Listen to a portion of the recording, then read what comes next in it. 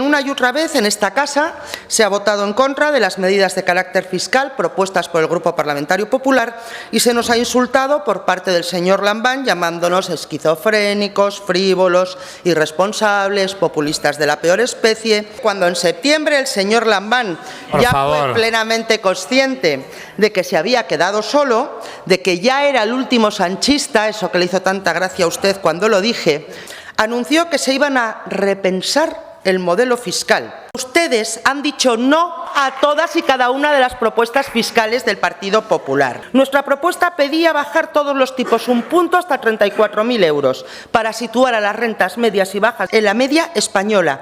Y esa fue la única condición. Y para eso hay que bajar un punto, porque hoy seguimos siendo una de las comunidades autónomas con los tipos más altos. Señor Pérez Anadón, señorías del Partido Socialista, díganles claros a los aragoneses si están dispuestos a trabajar porque de verdad las rentas medias y bajas aragonesas estén en la media española, o prefieren seguir adelante con su operación de maquillaje fiscal que no va a sacar a Aragón del infierno fiscal. Dejen de retorcer el discurso porque no vamos a secundar una propuesta que no alivia la carga fiscal sobre los aragoneses, que solo la maquilla.